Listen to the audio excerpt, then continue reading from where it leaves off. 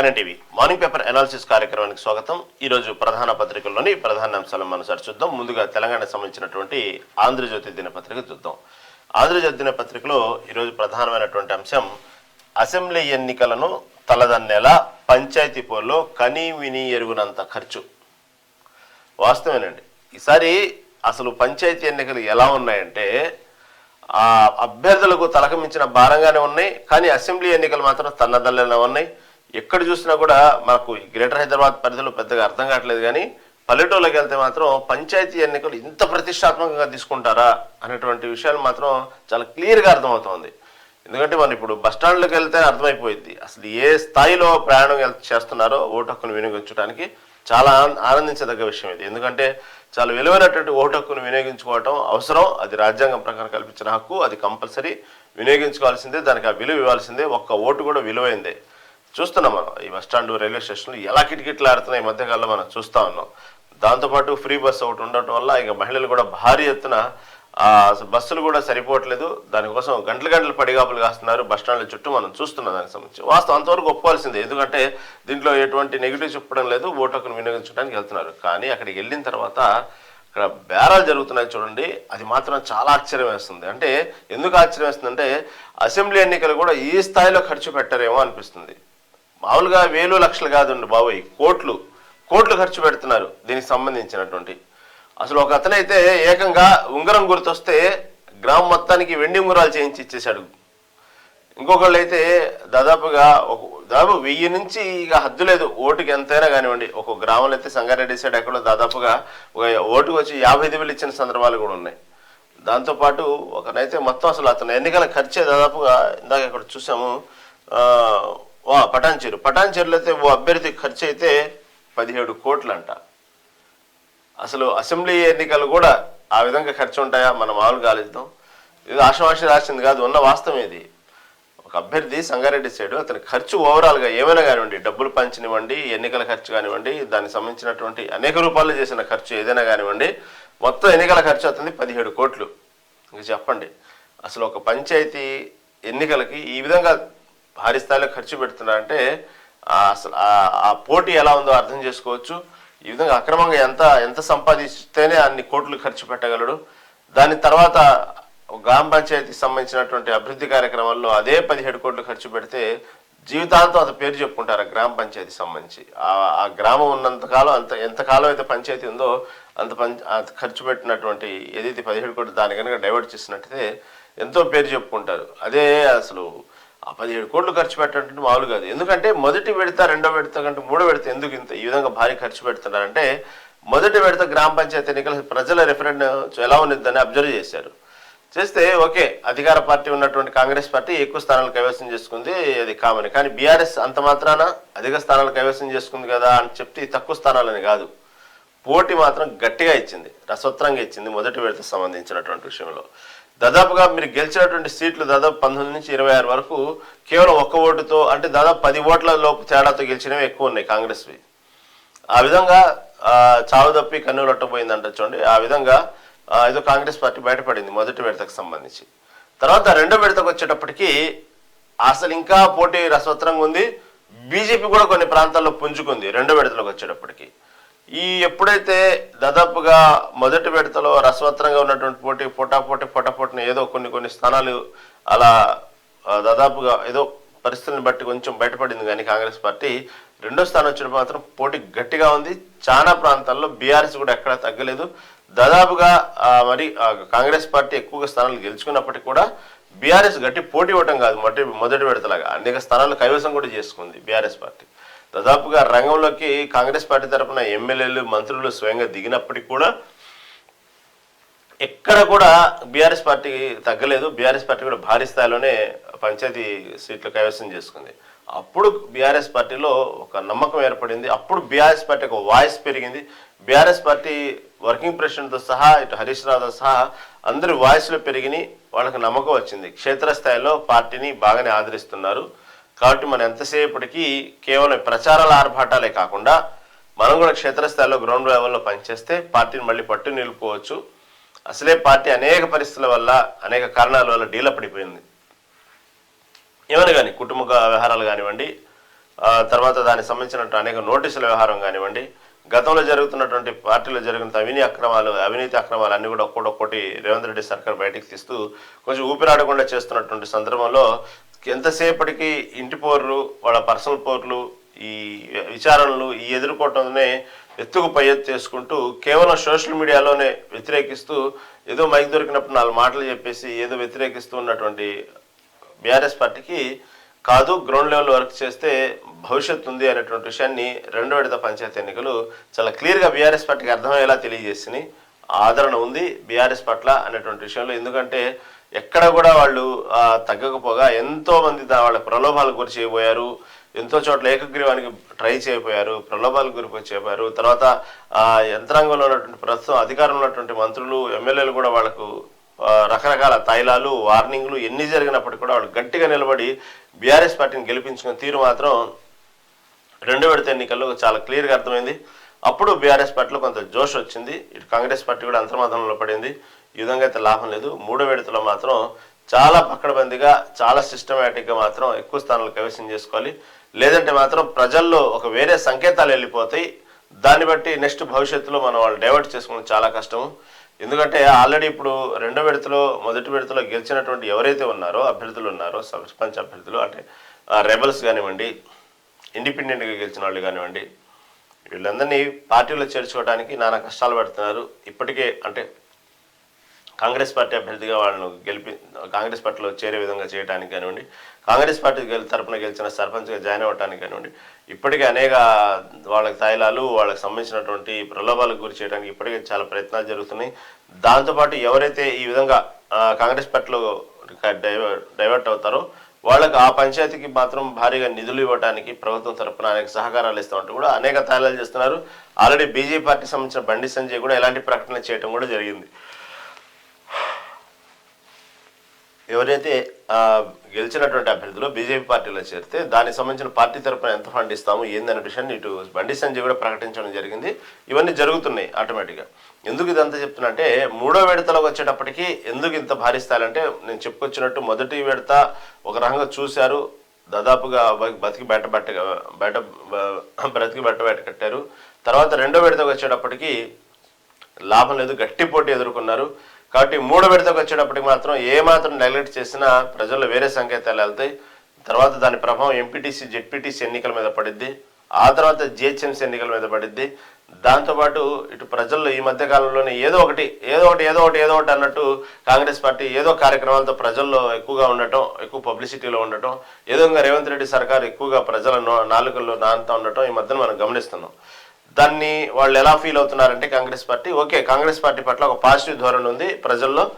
Congress party, Revanth Reddy సర్కారు మళ్ళీ ఒక్కసారి గ్రాఫ్ పెరిగింది.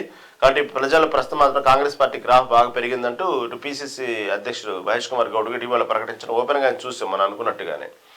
కాబట్టి ఇలాంటి వాతావరణం మొత్తం కూడా ఒక్కసారిగా చేంజ్ అవ్వచ్చు, వేరే బ్యాడ్ సంకేతాలు వెళ్తాయి. అసలే వరుసగా మొన్న జరిగిన జూబ్లీహిల్స్ ఉప ఎన్నికల గెలుపు కానీ వరుసగా ఒక్కొక్కటి ఏదో విధంగా కాంగ్రెస్ పార్టీ మాత్రం తెలంగాణ వ్యాప్తంగా ప్రజల్లో అట్ట ఏదో విధంగా పబ్లిసిటీ అవుతా ఉన్నారు, మంచిగానే పాజిటివ్గానే వెళ్తుంది. కాబట్టి అలాంటి వాటి మొత్తాన్ని డిస్టర్బ్ చేసుకుని వేరే సంకేతాలకు వెళ్ళిపోతే మళ్ళీ మనం ఆ ప్రజల్లో ఆ భావన తీసుకురావాలంటే కష్టం. కాబట్టి ఎక్కడైనా సరే ఎన్నికలు జరిగితే కాంగ్రెస్ పార్టీ గెలుస్తుంది అంటే కాంగ్రెస్ పార్టీలో ప్రజలకు బాగా ఆదరణ ఉంది, రేవంత్ రెడ్డి సర్కార్ మీద బాగా నమ్మకం ఉంది అనే విధాన్ని ఒక తీసుకెళ్లాలనే విధంలో 3వ విడత ఎన్నికలకు సంబంధించి వచ్చినప్పటికీ భారీగా ఖర్చు పెట్టడం మొదలుపెట్టారు. దాంతో ఎవరైతే సర్పంచ్ అభ్యర్థుల ఖర్చులో భాగంగా ప్రజాప్రతినిధులు కూడా తమ వంతు తాముగా ముందుకు వచ్చి ఆ విధంగా ప్రోత్సహిస్తూ 3వ విడత మాత్రం కైవసం చేసుకోవాలని చూస్తూ ఉన్నారు. మొత్తం వచ్చేటప్పటికి ఈ 3752 సర్పంచ్ స్థానాలు ఉన్నాయి, 28410 వార్డు ఎన్నికలు ఉన్నాయి. దాదాపుగా దీనికి సంబంధించి ఈరోజు ఎప్పటిలాగానే మొదటి విడత ఎలా జరిగిందో 2వ విడత ఎలా జరిగింది, 3వ విడత కూడా ఉదయం 7 గంటల నుంచి ఎన్నికలు మొదలవుతాయి. దాదాపు మధ్యాహ్నం 1 గంట వరకు ఈ పోలింగ్ ఉండిద్ది. ఆ తర్వాత 2 గంటల నుంచి ఓట్ల లెక్కింపు ఉంటుంది. ఓవరాల్గా ఇంతమంది 3752 మంది సర్పంచ్ అభ్యర్థులకు ఈరోజు పోటీ జరుగుతోంది.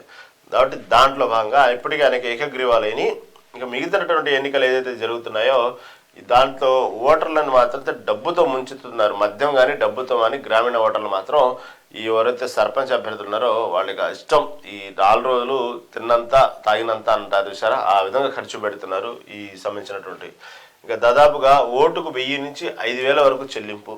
కొన్ని గ్రామాల్లో అయితే 5,000 కూడా పంచారు. మన అసెంబ్లీ ఎన్నికల తలదండ్రుల డబ్బులు పంచడం ఇది ఓపెన్ సీక్రెటే జరిగిపోయిందంతా. తర్వాత దాది సాలగా కొన్ని ఏరియాల్లో అంటే పోటాపోటీ అంటే ఇతను 5,000 పంచితే అతను కూడా 5,000 పంచుతున్నాడు. కాదు ఇంకా సరిపోలా, ఇంకా సేమ్ అతను ఇచ్చినంత మేమిస్తే ఎలా? మనల్ని ప్రజలు ఓట్లనే ఉంది, అరే 2,000 ఇచ్చాడు, ఇతను 5,000 ఇచ్చాడు, బాగోదులే 5,000 ఇచ్చాడు కదా, మళ్ళీ పాపం అతను ఓటేయకపోతే కరెక్ట్ కాదు అని చెప్పి ఓటేసేటువంటి అక్కడో కొంత అదొక డిఫరెంట్ న్యాయం చేస్తూ ఉంటారు ఓటర్లు. అతను 2,000 వేసిన అతని మీద కంటే 5,000 వేసిన అతనికి ఓట్లేటని మొగ్గు చూపుతారు. లేదంటే ఒకే కుటుంబ సభ్యులు 4-5 ఉంటే సరే 2,000 తీసుకున్నాం కదా, వాళ్ళు కూడా అన్యాయం చేయకూడదు, తప్పది, నువ్వు ఒక 2 ఓట్లు అట్టేద్దాం, 2 ఓట్లు ఇట్టేద్దాం అని ఇలాంటి వీళ్ళకి వెళ్ళి ఒక సైన్స్, ఒక లాజిక్, ఒక మ్యాథమెటిక్స్ ఫాలో అవుతూ ఉంటారు ఓటర్లు ప్రతిసారి ఎలక్షన్స్లో. అంటే ఈసారి 5,000 నుంచి ఇంకొక ప్రత్యర్థి 5,000 ఇచ్చినప్పుడు ఇంకా అదనంగా ఇవ్వాలి. ఎందుకంటే ఇద్దరు 5,000 ఇచ్చినప్పుడు సమానంగా ఏదైనా జరగచ్చు ఓట్లు వేసేటప్పుడు. వాళ్ళ యొక్క వ్యక్తి మీద అభిమానమో లేకపోతే వాళ్ళ కృతజ్ఞత ఏదో విధంగా జరగచ్చు. కాబట్టి ఇంతకంటే మించి చేయాలి ఏదో ఒకటి. అతను 5,000 ఇచ్చాడు కాబట్టి 1,000 నుంచి 5,000 ఇచ్చిన తర్వాత అంతకు మించి అన్నాను కదా, అంతకు మించి ఏం చేస్తున్నారంటే వీళ్ళు అదనంగా మద్యము, తర్వాత చీరలు, కానుకలు సైతం ఇవి ఇవ్వటం మొదలుపెట్టారు. ఇక తర్వాత అతనికంటే సుబ్బారావు అంటే ఎల్లారావు 5,000 ఇచ్చారు కాబట్టి సుబ్బారావుకి ఎందుకు వేయాలి, ఎల్లారావుకి ఎందుకు వేయాలి, ఇద్దరు 5,000 ఇచ్చింది అన్నప్పుడు ఈ ఎల్లారావు సుబ్బారావు ఏం చేస్తారంటే మధ్యలో ఈ మద్యము, ఈ చీరలు, కానుకలు ఇవి ఈ విధంగా ప్రజలను ఓటర్లను ఆకర్షించడానికి ఇదొక టెక్నిక్ ఫాలో అవుతున్నారు. అంతేకాకుండా ఒకతను ఇందాక నేను చెప్పినట్టు ఉంగరం గుర్తు వచ్చింది కాబట్టి సహజంగా వచ్చినట్టు సింబల్స్లో ఈ పార్టీ సింబల్స్ రావు కాబట్టి పంచాయతీ ఎన్నికల్లో ఈ సింబల్స్ వచ్చినట్టు ఉంగరం గుర్తు ఎవరైతే వచ్చిందో ఆ ఉంగరం అభ్యర్థి అయితే ఏకంగా వెండి ఉంగరాలు చేసేసి ఈ గ్రామం మొత్తాన్ని పంచడం మనం విన్నామన్నమాట నిన్న. తర్వాత నిర్ణయాత్మక ఓటుకు 30,000 దాకా పంపిణీ. ఏదైతే ఈ ఇంట్లో ఓట్లు లేకపోతే ఫలానా ఓటు కీలకం, వీళ్ళ ఈ 10 మంది వేస్తే దాదాపు మనదే ఖాయం అన్నట్టు కొన్ని నిర్ణయాత్మక ఓట్లు ఉంటాయి సరే, వాళ్ళకైతే అక్కడికైతే దాదాపు ఓటుకు 30,000 పంచిన సందర్భాలు కూడా ఉన్నాయి అలాంటి ఓట్లకి. అంటే ఎందుకంటే వాస్తవంగా అసెంబ్లీ నియోజకవర్గ ఎన్నికలకి దీనికి తేడా ఏంటంటే అసెంబ్లీ నియోజకవర్గ ఎన్నికలు ఉన్నప్పుడు లక్షల్లో ఉంటాయి ఓట్లు కాబట్టి వాళ్ళు 500, 1,000 రూపాయలు పంచుతూ ఉంటారు. దానికి తగ్గట్టు వాళ్ళ కష్టాలు పడుతుంటారు. వాళ్ళు కూడా దగ్గర కోట్లు ఖర్చు పెడతా ఉంటారు. కాకపోతే ఇక్కడ కూడా పంచాయతీ ఎన్నికలు అంత కోట్లు ఎందుకు ఖర్చు పెడుతున్నారంటే గ్రామీణ ప్రాంతాల్లో ఓటర్లు చాలా తక్కువ ఉంటారు, 100లోనే ఉంటాయి ఓట్లు మ్యాక్సిమం, తర్వాత అయితే వేలల్లో ఉంటాయి, అంతకంటే కానీ లక్షల్లో ఉండవు పంచాయతీ ఎన్నికలకు సంబంధించి. కాబట్టి వాళ్ళు ఎంతైనా ఖర్చు పెట్టడానికి ఎందుకు వెనకట్లేదంటే సంఖ్య పరిమితం తక్కువ. అదే అసెంబ్లీ ఎన్నికలకు వచ్చినప్పటికీ ఎక్కువ సంఖ్య ఎక్కువ ఉన్నది, ఈ సంఖ్య పరిమితం తక్కువ కాబట్టి వీళ్ళు ఎంతైనా ఖర్చు పెడుతున్నారు. సంఖ్య ఎక్కువైతే ఏముంది, తక్కువైతే ఏముంది, ఓటర్కి ఓటు ఉందిగా, ఆ ఓటర్ మాత్రం ఈ విషయంలో మాత్రం ఈ 4 మాత్రం ఫుల్ ఖుషి అనమాట. ఇంట్లో కూర్చొని పంచపరవణాలు పెడుతూ వాళ్లే కలిపి నోట్లో ముద్ద పెడుతూ అన్నంతో పాటు ఇటు మద్యము, ఇటు కానుకలు, ఇటు వెండి ఉంగరాలు ఇస్తుంటే ఇంకా ఓటర్కి ఏం కావాలి అంతకంటే. ఈ 4 రోజులు ఆ విధంగా చూసుకుంటారు ఓటర్ని అభ్యర్థులు ఎవరైతే ఉన్నారో. దాదాపు ఇలాంటి నిర్ణయాత్మక ఓటుకైతే 30,000 దాకా ఇస్తూ ఉన్నారు. తర్వాత హైదరాబాద్ శివార్లోని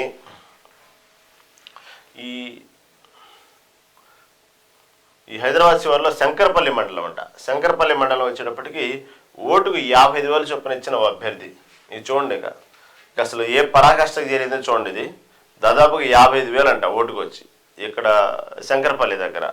55,000 అంటే నాకు తెలిసి ఏదో కొద్దిగా 10ల సంఖ్యలో ఉన్నటువంటి ఓట్లకి ఇచ్చి ఉండాల. 100ల సంఖ్యలో ఉన్న ఓట్లకి 55,000 ఇవ్వాలని కూడా అంత ఈజీ కాదు. కాబట్టి ఇలాంటి కొన్ని ఆశ్చర్యకరమైన విషయాలు మాత్రం ఎక్కువ పంచాయతీ ఎన్నికల్లో జరుగుతూ ఉంటాయి. కాబట్టి 55,000కి సంబంధించిన 55,000 ఇచ్చినట్టు ఒక్కొక్క అభ్యర్థికి. తర్వాత పటాన్చెరులో అభ్యర్థి ఖర్చు అయితే ఏకంగా 17 కోట్లు. అతను ఓవరాల్ కింద అని చెప్పినట్టు అది డబ్బులు పంపినివ్వండి, కానుకల రూపంలో కానివ్వండి, ఇంకా మద్యం కానివ్వండి, ఉన్నటువంటి కుర్రోళ్లకు లేకపోతే అతను వెనక ఫాలోవర్స్ అందరికి ఖర్చు పెట్టనివ్వండి, ఏదో ఒక రూపంలో ఇచ్చిన ప్రామిసులు, అదిగో ఈ బజార్కి ఈ పని నేను చేస్తాను, ఇప్పుడే చేసేస్తున్నాను అని కానివ్వండి, ఏమైనా కానివ్వండి, మొత్తం 17 కోట్లు ఖర్చు అంటే అంత ఆషమాషి కాదు. దానికి తగ్గట్టు అక్కడ ఉన్నటువంటి లోకల్ ఎమ్మెల్యేలో, ఎంపీలో, మంత్రులు వాళ్ళకు కూడా కొంత నేను సైతం అని తల కొంత ఇవ్వటం కూడా జరుగుతూ ఉంది. ఇలాంటి ఖర్చులు జరుగుతున్నాయి పంచాయతీ ఎన్నికలకు సంబంధించి.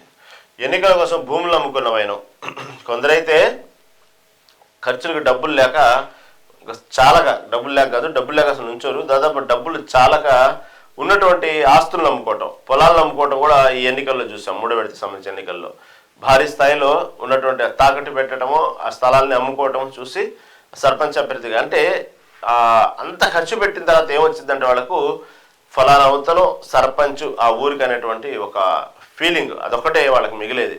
ఎందుకంటే దీంట్లో భారీగా అవినీతి చేసి సంపాదించడానికి కూడా ఏముండవు గ్రామాల నిధులు. ఎందుకంటే ఇన్ని చిన్న చిన్న పంచాయతీలు, అదే మేజర్ పంచాయతీ అయినా కూడా అంతగా దానికి సంబంధించిన నిధులు అంత భారీగా ఉండవు. ఇన్ని వేల కోట్లు 100 కోట్లు సంపాదించేది ఏముండదు మిగతా శాసనసభ్యుల్లాగా. దీంట్లో అలా సంపాదించాలని, అవినీతి అక్రమంగా సంపాదించాలన్నా కూడా ఇప్పుడున్నటువంటి పరిస్థితుల్లో ఎక్కడెక్కడ ప్రశ్న అనేది ఒకటి ఉండింది. కాబట్టి అంత ఈజీ కాదు. ఓటర్లు కూడా బాగా చైతన్యమయ్యారు, గ్రామస్తులు కూడా బాగా చైతన్యమయ్యారు. కాబట్టి కేవలం వాళ్ళకి మిగిలేది ఏంటంటే సాటిస్ఫాక్షను. నేను సర్పంచ్ అభ్యర్థిగా గెలిచాను అనేటువంటి సాటిస్ఫాక్షను. 6 గెలిచిన రోజు మాత్రం భారీగా బహిరంగ ఊరేగింపుగా మిగిలినటువంటి సాటిస్ఫాక్షను. ఆ తర్వాత ఊర్లో ఎప్పుడైనా సరే జరిగిన ప్రతి కార్యక్రమానికి సర్పంచ్ గారు అని చెప్పి మైక్లో పిలిచి అతను కూర్చోబెట్టడం ఒక తప్ప సాటిస్ఫాక్షను. లేదా పంచాయతీలో అతనికంటే ఒక సపరేట్గా ఒక గది సర్పంచ్ అని చెప్పుకునే సాటిస్ఫాక్షన్ తప్ప, ఇంటికి వెళ్ళిన తర్వాత మొత్తం అతను ఎంత ఖర్చు పెట్టాడో, అతను ఎక్కడెక్కడ అప్పులు చేశాడో దానికి సంబంధించిన వెంటాడుతా ఉన్నది చూసారా, అది నిత్యం వెంటాడుతూ ఉండేది అతనికి. ఈ సాటిస్ఫాక్షన్ ఒక్కటే ఈయనకి మిగిలేది. ఆ తర్వాత అతని చుట్టూ ఉన్నటువంటి పరిణామాలు, అతను చేసినటువంటి వ్యవహారం, ఈ కోట్లు ఖర్చులు, లక్షల ఖర్చులు అన్ని మాత్రం అనునిత్యం వెంటాడుతూనే ఉంటాయి. సరే, బాగా డబ్బులు ఉన్నాడు, ఖర్చు పెట్టాడు, దాంట్లో ఉన్నటువంటి వాటిలో ఎంతో 1% అలా పోయింది, లేదు 0.0% పోయింది, దాని పెద్ద విషయం కాదు అనుకుంటే అది వేరు. దాదాపు అంత స్థాయిగా ఉన్నాడు సర్పంచ్ అభ్యర్థులు నుంచోరు. ఎవరన్నా ఉంటే సరే ఓకే. ఈ విధంగా లక్షల కోట్లు ఖర్చు పెట్టి నుంచుంటారు చూడండి, పొలాలు అమ్ముకుంటారు చూడండి. వీళ్ళకి మాత్రం మిగిలేదు ఏంటంటే ఇలా కళ్ళు మూసి కళ్ళు తిరిగేలోపు 5 సంవత్సరాలు అయిపోతాయి. నెక్స్ట్ 5 ఏళ్లకి ఇతనే సర్పంచ్ అభ్యర్థి నుంచోటానికి మ్యాక్సిమం ఛాన్స్ ఉండదు. ఉన్నా కూడా పెద్దగా మళ్ళీ గెలవడానికి ఆస్కారం ఉందో లేదో కూడా హెడ్ ఆర్ట్ అయ్యలే. ఎందుకంటే దానికి సంబంధించి మళ్ళీ రిజర్వేషన్లు మారుతూ ఉంటాయి, మళ్ళీ దాని యొక్క పరిణామాలు మారుతూ ఉంటాయి. పార్టీ అతనికి ఇవ్వచ్చు, ఇవ్వకపోవచ్చు, ఒకవేళ ఇచ్చినా కూడా గెలవచ్చు, గెలవకపోవచ్చు. కాబట్టి కేవలం ఇలా కళ్ళు మూసి కళ్ళు తెరిచేలోపు అయిపోయిన 5 ఏళ్ల కోసం ఈ విధంగా కోట్లు ఖర్చు పెట్టేసి కేవలం కూర్చున్నప్పుడు ముందు సర్పంచ్ అనే సాటిస్ఫాక్షన్ తప్ప అదొక ప్రెస్టేజ్. ఎక్కువ గ్రామాల్లోనే ఉండేది పరువు ప్రతిష్టలు అన్నీ కూడా.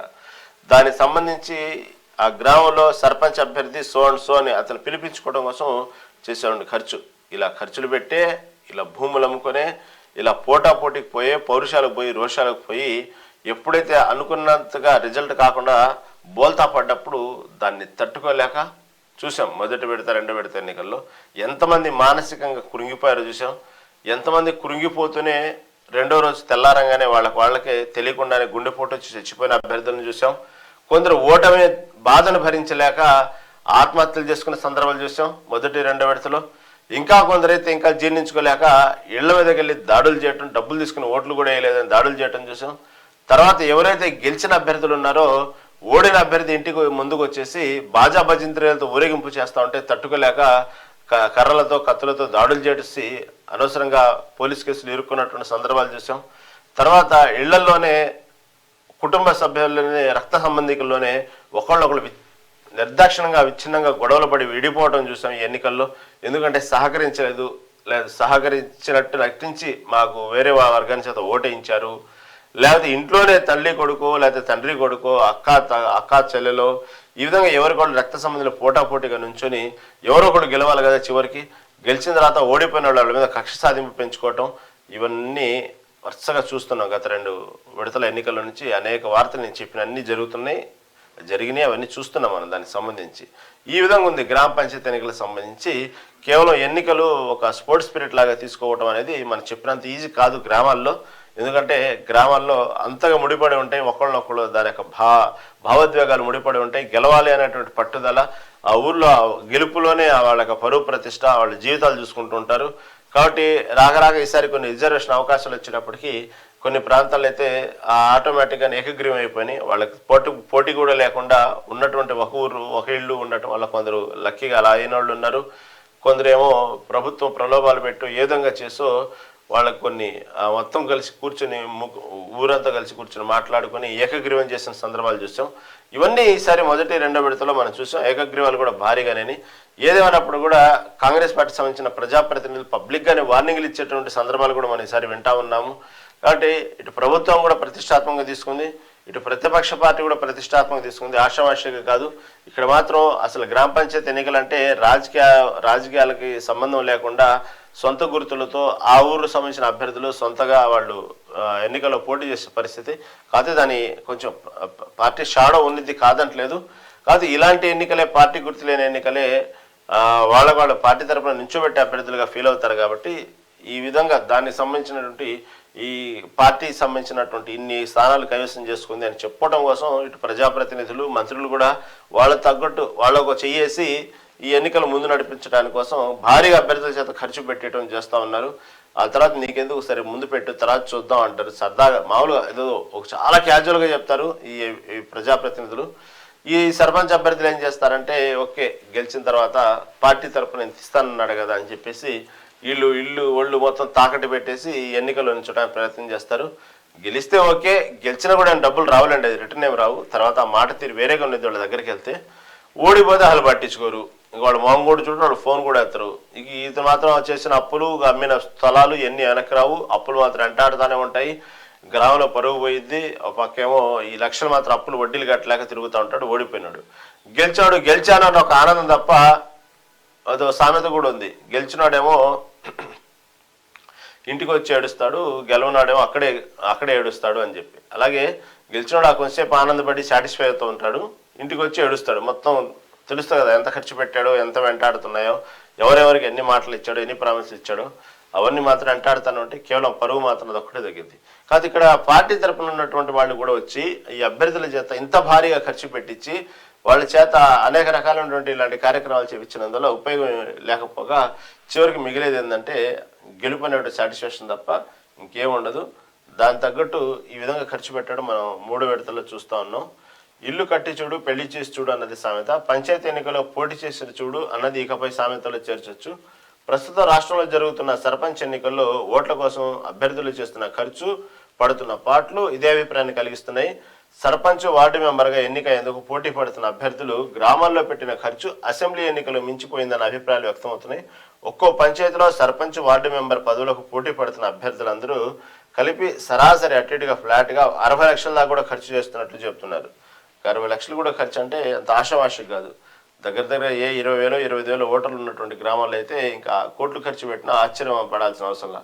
ఈ చిన్న పదుల సంఖ్యలో ఉన్నటువంటి గ్రామాల్లోనే ఈ విధంగా లక్షలు ఖర్చు పెడతా ఉంటే ఇంకా దాదాపుగా చూసుకుంటే దానికి సంబంధించినటువంటి ఇంకా గ్రామాల్లో అయితే 25,000 30,000 ఓటర్లు ఉన్నటువంటి గ్రామాల్లో అయితే కోట్లు ఖర్చు పెట్టినా ఆశ్చర్యపడలేదు. మరి ఈ విధంగా 3 విడతలకు సంబంధించిన ఇప్పుడు దాదాపు ఎన్నికలు మొదలైన 7 గంటలకే దీనికి సంబంధించినటువంటి ఎన్నికలు ఇప్పటికే ఓటర్లు తమ ఓటు హక్కును వినియోగించుకోవడానికి బయలుదేరి ఉంటారు. సరే, 3వ విడత ఎన్నికల్లో సంబంధించినటువంటి పంచాయతీ ఎన్నికల ప్రస్తుతం ఏం జరుగుతుందో తెలుసుకునే ముందు చిన్న బ్రేక్ తీసుకొని దానికి సంబంధించినటువంటి విషయాల్లోకి వెళ్దాం. మనం స్మాల్ బ్రేక్ తీసుకుందాం.